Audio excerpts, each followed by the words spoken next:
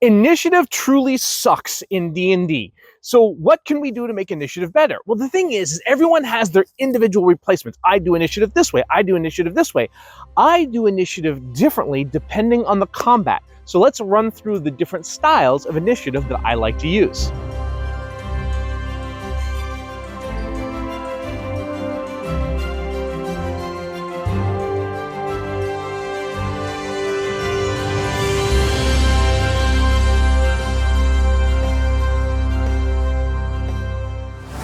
The good guy's turn and the bad guy's turn. So you can either say the good guys always go first, the bad guys always go first. You as the Dungeon Master can decide.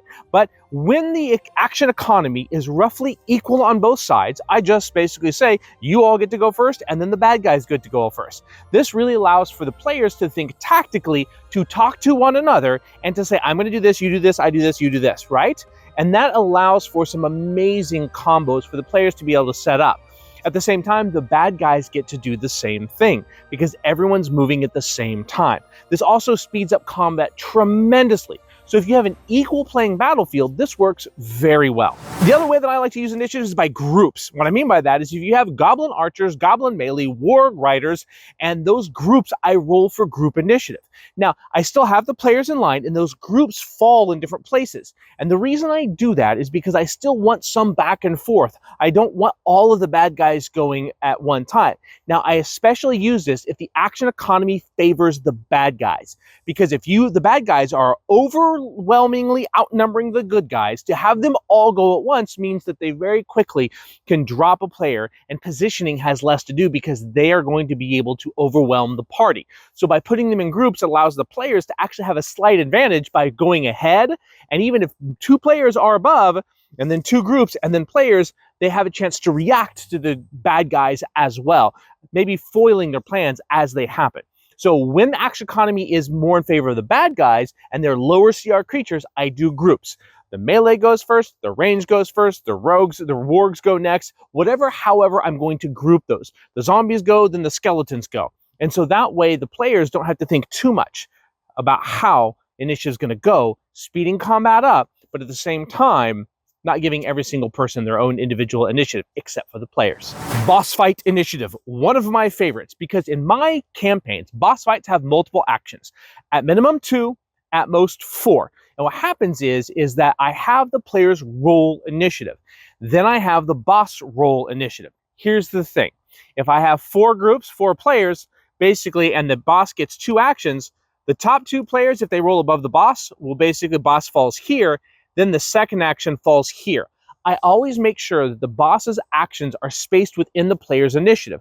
But at the same time, I want the players to feel like, hey, I rolled high, I get to go first. If the boss basically rolls bottom initiative, what ends up happening is the bottom initiative is here, players go. I don't have the boss go twice, I put it in between the players. So while initiative is a lot less important when you have a boss with multiple actions, I don't like legendary actions because they happen at the end of a player's turn whenever you want them to happen. I like the boss having multiple turns.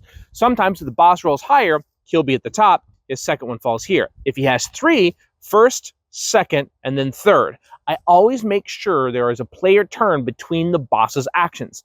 The player's initiative determines on what order they go in. The boss is less important because they are going to fit in with those players, but it gives an idea of where the players fall in initiative. And I have a tracker. Player, player, boss, player, player, boss, or player, boss, player, player, boss, player, right? I will show them on a tracker where the boss falls, and I label it as a boss. I'm very transparent when the players are fighting a boss monster. They know that it's hefty, they know that it's hardy, they know that it's going to be some effort to take this guy down. So how would you use boss fighting initiative? Those are really the top 4 ways that I use initiative. I love boss initiative for boss fights because the boss gets multiple actions. I can talk about how my bosses use multiple actions. I like group initiative as well, meaning the the goblin archers go, then the goblin swordsmen go, then the warg riders go, and then their initiatives fall within the player's initiative. And when the action economy is equal, basically being on either side. The good guys go, the bad guys go, allowing for amazing combinations. Depending on the scenario, I change how I do initiative. That way I get the most for my players and we can move campaigns along the fastest. So how have you changed initiative in your campaigns? How do you like to use initiative? Or do you just stick to rules as written? I don't think there's a right or wrong answer here, but I would love to hear what you have to say when it comes to Initiation. So, as always, hit the like button, hit the subscribe button, make sure you hit the notification bell, comment below, tell me what you like, tell me what you didn't like, and if you give me anything negative in the comments, I will troll you because, hey, it's fun for me too. Guys, we will see you next time.